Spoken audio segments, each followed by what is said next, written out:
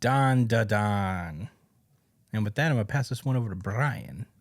All right. So the chapter picks up where we left off with Okaroon asking Momo out on a date, to which she is like, never in a million years. Are you the kind of person who forces someone to do things they don't want? That's the worst. May I interrupt you for a second, Brian? Yeah. So the title of the chapter is Ken's Conflict, but I do have an alternative title for the chapter, and that's Okaroon, you liar, blush. Got it. Thanks. We'll put that one in. And it has to be said in a tsundere tone. Yeah. And she starts Okaroon starts to leave, and he's saying, it was a joke, okay? It was a joke. You think I was being serious? I was just joking. I don't want to go on a date with you. I'm joking. And she's like, no, you were joking. No, you weren't. You wanted to go on a date with me, but I said no. And Okaroon leaves, and she's like, seriously, what is up with that guy? And as Okaroon is kind of walking home, he's kind of like, taking it out on himself, where he's just like, he's being impatient, and he was trying to be, proactive, but like from Momo's point of view, he's somebody that she doesn't know very well, and he was just trying to like force his feelings on her, and he's worried about feeling like a creep. And he calls himself a doofus as he starts running off into the darkness. And as he's kind of running away, Momo turns around and just glances back at him as he's running away. And blushing, of course. And we cut to Mr. Manjiro. With Okaroon approaches him, and he's kind of he brings up the Ogre Club and how like all the training that Manjiro put him through, the scrubbing, the cleaning routine, and all that stuff worked when it came to the Ogre Club. And he shows Okaroon, like Okaroon shows him how to activate it, and it's just like kind of like it's not as powerful as it was before when he was with Momo, but as he activates it, Manjiro's like, I've never seen anything like that. How are you doing it? And Okaroon's like, what? You haven't? And he hands over the Ogre Club to Manjiro to kind of test it out. And he's kind of tells him, just visualize like you're projecting chi. And he does it, and it doesn't work. And Manjiro has no clue how it's working, but he got it from Granny Ayase. So it's impressive that Okaroon managed to figure it out by himself. And then Okaroon's like, so what was all that cleaning stuff about then? And Manjiro goes, those were just chores. Actually, that was work I was supposed to do. And it seems as though that Okaroon's training hasn't even officially started yet, because he's been busy with his boo tubing. Does that mean he's does that mean he's like FaceTiming his girl? No, there's like YouTube for this universe. Oh. I see. And then we cut away to Gigi and Miss Shiratori. I forgot her name again. Ira? Yeah, you got it. Ira. There you go. So we cut to Gigi and Ira, and Okaroon is approaching them, and he kind of gives them the rundown, the fact that they got attacked by Serpos. Momo was with them. All the jazz. And we see that Vamola and Momo are also here. And Momo doesn't want to, like, they both look at each other, Okarun and Momo, and then Momo looks away, and she's like, Ira's kind of like, what's up with the attitude? And she's like, nothing. I just don't want to look in that direction. And Gigi kind of catches that maybe something happened between the two. And he goes, makes no sense to me. The atmosphere does seem kind of bad,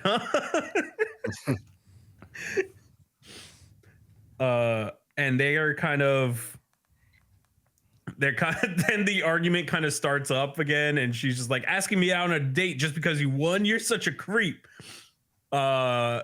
She put him on blast. Yeah, for real.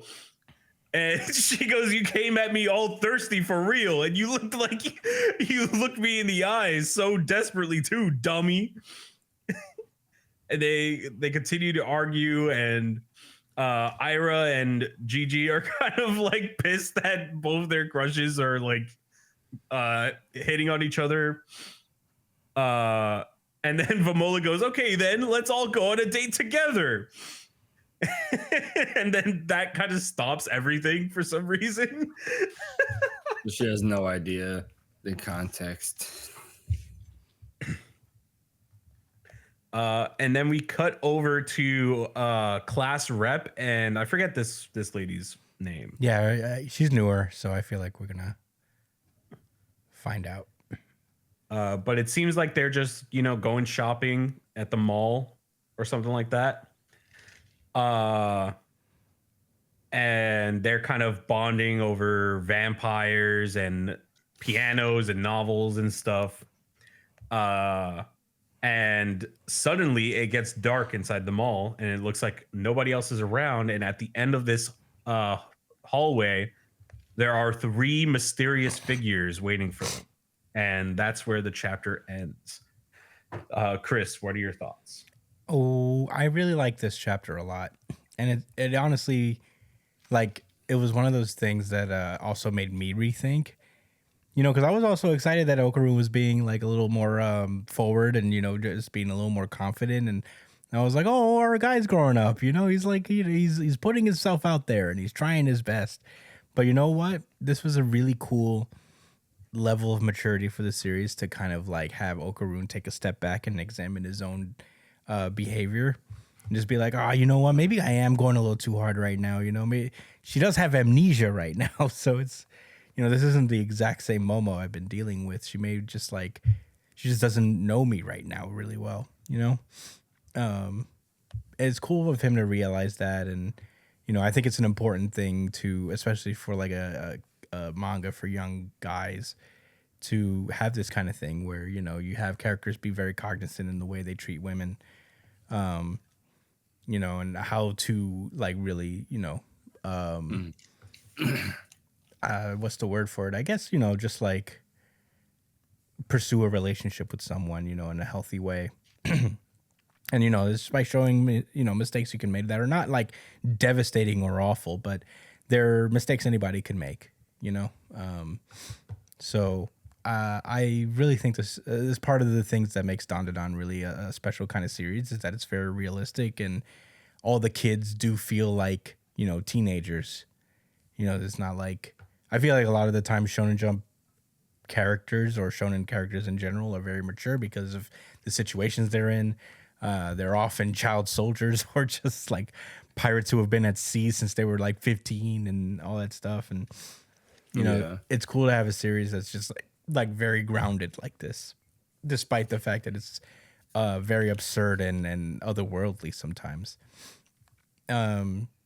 I don't know how it's going to go with this group date. I think it's a very cute idea from Vamola. I'm curious to see how it goes. Vamola is more and more like, inhabiting like a Starfire-esque kind of character she reminds me of, which is kind of cool. And I'm starting to like her a little more. She's one of the more understated characters in the series, and it's cool that she's kind of getting a little bit of a personality. Not that she didn't have one entirely before, but, it's cool that to see her like mold herself around like kids who are her age, essentially, and becoming more of like a normal teenager, which is cool. I think whatever villains that are showing up against the new characters, class rep and Lord of the Flies lady. I think they're going to be vampires, and this series is interpretations of vampires, and I'm excited to see what Dandadan's interpretation of a vampire is, because we've seen like different phenomena, supernatural phenomena, explained in either a sci-fi way or a very cool like paranormal way. So yeah, I'm excited to see. I feel like these are vampires, and it's going to be a very strange interpretation of them. But those are all my thoughts, really. Josh, what did you think about this chapter? I'll be honest. I don't. I don't really have much thoughts. I guess I am interested in the fight that's about to happen. I am. I really like that Don. I like the pacing down to Don's at right now, where it's like this little slice of life, and they throw in this little, like, enemy like out of nowhere. It's cool. I don't mind it. I think it's fine if we're not going down this epic arc with the huge battle. You know what I'm saying? It feels like it's slowing down and taking its time, and I don't mind that. Admittedly, the stuff with Okaroon and Ayase, it's cute, and I do appreciate it for all the reasons both of you mentioned, especially the whole aspect of, like, respecting people's boundaries and all that. I do like that the series pushes that constantly, and also shows organic relationships being formed, both with friendships and romance and family, etc. Anyway, yeah, these two girls are cool. This is the pop star and the Lord of the Flies or whatever. They're both music based, by the way. I just realized that. Right. Oh, this is about to be crazy, man. They gonna fight some vampires. That's what she was talking about. Yeah, that's what I'm thinking. We'll see. Are they alien vampires? Maybe. Only the aliens make spaces dark, right? Yeah, I think so. Yeah, I think so, right, Brian? I think that's true. What was that? Like, only aliens are capable of making that like subspace thing that they all fight in all the time. Think so, from what I recall. So I think that's like Serpoian stuff, isn't it? Yeah. So maybe like vampires belong to aliens in this universe. Yeah, that's what I'm guessing.